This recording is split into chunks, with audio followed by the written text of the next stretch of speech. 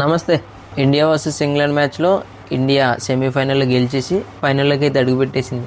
ఈ వీడియోలో first innings గురించి అలానే సెకండ్ ఇన్నింగ్స్ గురించి కొన్ని ఇంపార్టెంట్ పాయింట్స్ అయితే ఉన్నాయి. సో వాటి గురించి అయితే మాట్లాడుకుందాం.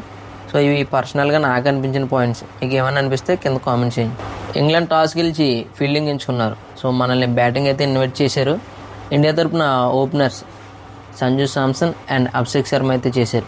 సో కొంతసేపు మనం అభిషేక్ శర్మ గురించి మాట్లాడుకుందాం.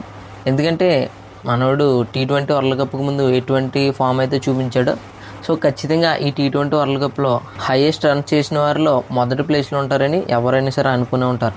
కానీ అభిషేక్ శర్మ ఎక్కడ ఉన్నాడో మనం చూస్తున్నాం. ఎందుకంటే అతన్ని ప్రతి ఒక్క మ్యాచ్ కూడా బ్యాక్ చేస్తూనే వస్తున్నారు. ఎందుకంటే వరల్డ్ నెంబర్ 1 బ్యాట్స్మెన్ కాబట్టి సో అతన్ని బ్యాక్ చేస్తున్నారు.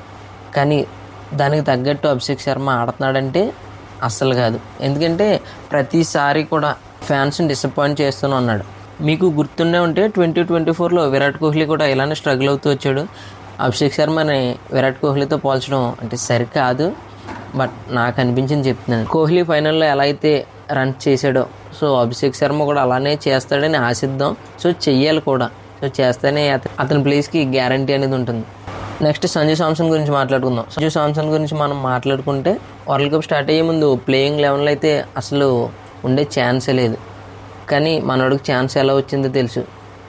లాస్ట్ మ్యాచ్లో సంజు శాంసన్ ఎక్కడైతే ఆపాడో ఈ మ్యాచ్లో అక్కడి నుంచే స్టార్ట్ చేశాడు. 89 రన్స్ చేసి బ్యాటింగ్ దళాన్ని ముందు నడిపించాడు. ఇంగ్లాండ్ బౌలర్స్ని అయితే ఒక ఆట అయితే ఆడుకున్నాడు. సో ప్రతి ఒక్క బౌలర్ని కూడా టార్గెట్ చేశాడు. వాళ్ళ మెయిన్ బౌలర్ అయినటువంటి ఆర్చర్ని అయితే ఉతికి ఆరేశాడు. T20 వరల్డ్ కప్కి ముందు అభిషేక్ శర్మ ఎలా అయితే ఆడాడో సో ఇప్పుడైతే ఆ ఫామ్ కనబడట్లేదు. అలానే సంజు శాంసన్ ఎలా అయితే ఫెయిల్ అయిపోయాడో సో ఇప్పుడు చూస్తున్న సంజు శాంసన్ అయితే వేరు. సో వీళ్ళిద్దరు ప్లేస్లు ఒక్కసారిగా రీప్లేస్ అయిపోయినాయి. అభిషేక్ శర్మ అవుట్ అయిపోయిన తర్వాత ఇషాన్ కిషన్ అయితే వచ్చి శాంసన్తో కలిసి ఇన్నింగ్స్ని ముందుకు తీసుకెళ్ళాడు. ఎందుకంటే భారీ స్కోర్ చేయడంలో ప్రతి ఒక్కరి పాత్ర కూడా ఈ మ్యాచ్లో అయితే ఖచ్చితంగా కనిపించింది. దూకుడుగా ఆడుతున్న ఇషాన్ కిషన్ అయిపోయిన తర్వాత ప్రతి ఒక్కరిని సర్ప్రైజింగ్ చేసిన విషయం ఏంటంటే శివన్ దుబే బ్యాటింగ్ రావడం. ఎందుకంటే అసలు ఎవరు ఎక్స్పెక్ట్ కూడా చేసి ఉండరు. ఎందుకంటే మనకు తిలక్ వర్మ ఉన్నాడు, అలానే సూర్యభాయ్ ఉన్నాడు, హార్దిక్ పాండ్యా ఉన్నాడు. సో వీళ్ళందరినీ వదిలేసి శివన్ దుబేని ముందుగా పంపించడానికి రీజన్ ఏంటంటే అప్పటికి సంజు శాంసన్ వాళ్ళ బెస్ట్ బౌలర్స్ని టార్గెట్ చేస్తున్నాడు. వాళ్ళు వేస్తే సంజు శాంసన్ మళ్ళీ టార్గెట్ చేస్తాడు. కాబట్టి ఇంగ్లాండ్ కెప్టెన్ స్పిన్నర్స్ని వేయించడం తప్ప సో అతనికి వేరే ఆప్షన్ లేదు. అలాంటి టైంలో సూర్యకుమార్ యాదవ్ తీసుకున్న డెసిషన్ ఏమైతే ఉందో నిజంగా సూపర్గా అయితే పనిచేసింది. ఎందుకంటే క్రికెట్లో రిస్క్ ఉంటేనే రివార్డ్ ఉంటుంది. కానీ ఆ రిస్క్ ఫెయిల్ అయితే ఎలా ఉంటుందో కూడా మనకు తెలుసు. శివన్ దుబే గురించి మనకు తెలుసు. ఎందుకంటే భారీ సిక్సర్లు కొడతాడు, స్పిన్నర్స్ని అయితే ఉతికి ఆరేస్తాడు. ఇవన్నీ మైండ్లో పెట్టుకుని సూర్యకుమార్ యాదవ్ ఒక మంచి డెసిషన్ అయితే తీసుకున్నాడు. సంజు భాయ్ సెంచరీ చేస్తాడని అయితే అనుకున్నారు అంతా. ఎందుకంటే లాస్ట్ మ్యాచ్లో మిస్ అయింది. సో ఈ మ్యాచ్లో ఆడుతున్న ఆ ఫామ్ ఏదైతే ఉందో సో దాన్ని అలానే కంటిన్యూ చేశాడు. సెంచరీకి దగ్గరగానే వెళ్ళాడు. బట్ అన్ఫార్చునేట్లీ సెంచరీ చేయకుండానే అవుట్ అయిపోయాడు. కానీ అతను ఆడిన ఇన్నింగ్స్ ఏదైతే ఉందో, అతను చేసిన స్కోర్ ఏదైతే ఉందో అది ఇలాంటి టైంలో అంటే ఇలాంటి హై ప్రెషర్ గేమ్లో సెంచరీతో సమానమైన స్కోర్ అది. పాండ్యా చిన్నపాటి క్యామీ అయితే చేశాడు. తిలక్ వర్మ గురించి మాట్లాడుకోవాలంటే తిలక్ వర్మది యాక్చువల్లీ ఆ ప్లేసే కాదు, కానీ అతను వచ్చి ఆడిన నాక్ ఏదైతే ఉందో సో ఇండియాకి బాగా హెల్ప్ అయింది. ఎందుకంటే ఆర్చర్ని ఒకే ఓవర్లో 3 సిక్స్లు కొట్టి తర్వాత అయితే అవుట్ అయిపోయాడు. ఫస్ట్ ఇన్నింగ్స్ అయ్యేసరికి వాళ్ళ బెస్ట్ బౌలర్స్ని మన వాళ్ళు అటాక్ చేశారు. సో వాళ్ళ బౌలింగ్ దళాన్ని అయితే ఒక ఊపు అయితే ఊపేశారు మన వాళ్ళు. 20 ఓవర్లకి 253 రన్స్ అయితే చేశారు. సో ఇది తక్కువ స్కోర్ అయితే కాదు. ఇలాంటి హై ప్రెషర్ గేమ్లో 253 రన్స్ చేశారంటే అదైతే మామూలు విషయం కాదు.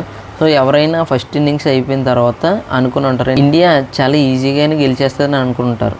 సెకండ్ ఇన్నింగ్స్ స్టార్ట్ అయిన తర్వాత జరిగింది వేరే. నిజానికి పవర్ ప్లే అయ్యేసరికి వాళ్ళవి 3 కీలకమైన వికెట్లు అయితే కూలిపోయాయి. గెలవడం మరింత ఈజీ అనుకున్నారు. కానీ అప్పుడు వచ్చాడు జాకబ్ బెథెల్. 22 ఏళ్ళ కుర్రాడు. ఇండియా లాంటి పెద్ద టీం మీద ఇలాంటి నాక్ ఆడతారని ఎవరు కూడా ఎక్స్పెక్ట్ చేసి ఉండరు. ఎందుకంటే విల్ సాల్ట్, జోస్ బట్లర్, అలానే హ్యారీ బ్రూక్ ఇలాంటి బ్యాట్స్మెన్స్ ఉన్నప్పుడు ఇలాంటి నాక్ ఆడతారని ఎవరు కూడా అనుకోరు. ఎందుకంటే వాళ్ళే చేతులు ఎత్తేసినప్పుడు మిగతా వాళ్ళు కూడా చాలా ఈజీగానే అవుట్ అయిపోతారని అనుకుంటారు అంతా. కానీ జాకబ్ బెథెల్ మొత్తం సీన్ మార్చేశాడు. అక్కడి నుంచి మ్యాచ్ని ఇంగ్లాండ్ వైపు తీసుకెళ్ళాడు. ఏ బౌలర్ వేసినా కొట్టాడు, ప్రతి బౌలర్ని కూడా టార్గెట్ చేశాడు. మ్యాచ్ ఇండియా చేతుల నుంచి చేజారిపోతుంది అన్న టైంలో 16వ ఓవర్లో బుమ్రా వచ్చి రన్స్ని కట్టడి చేశాడు. కట్టడి చేయడంతో పాటు ఆ మొమెంటంని ఇండియా వైపు తిప్పాడు. కానీ 17వ ఓవర్లో హర్షదీప్ సింగ్ వచ్చి 16 రన్స్ ఇవ్వడంతో మొమెంటం మళ్ళీ ఇంగ్లాండ్ వైపుకి షిఫ్ట్ అయింది. నిజానికి ఇండియా ఇక్కడి వరకు అసలు రేసులోనే లేదు. ఈ 18వ ఓవర్ ఎప్పుడైతే స్టార్ట్ అయిందో అక్కడ నుండి మ్యాచ్ మళ్ళీ ఇండియా వైపుకి షిఫ్ట్ అయింది. బుమ్రా లాంటి బౌలర్ మన తరంలో ఉండడం ఒక అద్భుతం. అలాంటి ప్లేయర్ మన ఇండియాలో ఉండడం మన అదృష్టం. ప్రతి ఒక్క టీంలో కూడా బుమ్రా లాంటి ఒక బౌలర్ని కోరుకుంటారు. ఎందుకంటే అవతల టీం గెలిచేలా ఉందా, సో బుమ్రా కావాలి. వికెట్ కావాలా, బుమ్రా రావాలి. మొమెంటం వాళ్ళ వైపు షిఫ్ట్ అవుతుందా, మళ్ళీ బుమ్రానే రావాలి. సో ఇలా సిచ్యువేషన్ ఏదైనా కానివ్వండి, కంట్రోల్ మాత్రం బుమ్రా చేతిలో ఉంటుంది. ఈ మ్యాచ్లో ఎగ్జాక్ట్గా బుమ్రా అదే చేసి చూపించాడు. ఎందుకంటే ఒకవైపు జాకబ్ బెత్తెల్ బేవచ్చమైన నాక్ ఆడుతుంటే 18వ ఓవర్లో కేవలం 6 పరుగులు ఇచ్చి మొమెంటంని పూర్తిగా టీమిండియా వైపు తిప్పేశాడు. సో నెక్స్ట్ వేసిన హార్దిక్ పాండ్యా రావడంతోనే ఒక 6 అయితే కొట్టించుకున్నాడు. సో మళ్ళీ ఇంగ్లాండ్ వైపు మొమెంటం షిఫ్ట్ అవుతుందా అన్న టైంలో శామ్ కర్న్ వికెట్ అయితే తీసి మన వైపుకి అయితే తిప్పేశాడు. నిజానికి అక్కడ తిలక్ వర్మ ఎక్సలెంట్ క్యాచ్ అయితే అందుకున్నాడు. ఆల్మోస్ట్ లాస్ట్ ఓవర్ అందరూ చూసే ఉంటారు. సో ఇండియా అయితే ఫైనల్లోకి అడుగు పెట్టేసింది. నిజానికి గెలుపు అయితే ఇండియాకి అంత ఈజీగా అయితే రాలేదు. అలానే ఇంగ్లాండ్ కూడా అంత ఈజీగా కూడా ఈ మ్యాచ్ను వదలలేదు. 253 రన్స్ చేస్తూ కేవలం 7 పరుగుల రన్స్ తేడాతో ఇండియా గెలిచిందంటే ఇంగ్లాండ్ ఎంత గొప్పగా పోరాడిందో మనం చూడొచ్చు. మ్యాచ్లో మనం గెలవడానికి ఏమైనా కారణాలు ఉన్నాయంటే మనం వాళ్ళకంటే కొంచెం బెటర్గా ఆడడం, మన దగ్గర బుమ్రా ఉన్నాడు. ఈ మాట నేను చెప్పింది కాదు, ప్లేయర్ ఆఫ్ ది మ్యాచ్ అందుకున్నటువంటి సంజు శాంసన్ చెప్పిన మాట ఇది. మన వాళ్ళు ఫీల్డింగ్లో కూడా ఎటువంటి మిస్టేక్ చేయలేదు. ముఖ్యంగా అక్షర్ పటేల్ అయితే ఎక్సలెంట్ ఫీల్డింగ్ అయితే చేశాడు. 2 అద్భుతమైన క్యాచ్లు అయితే అక్షర్ పటేల్ అందుకున్నాడు. ఓవరాల్గా ఈ మ్యాచ్లో ఎవరైతే తక్కువ మిస్టేక్ చేశారో వాళ్ళే గెలిచారు. ఫైనల్లో మన వాళ్ళు ఇదే జోరును కొనసాగించి హిస్టరీని రిపీట్ చేయాలని కోరుకుందాం.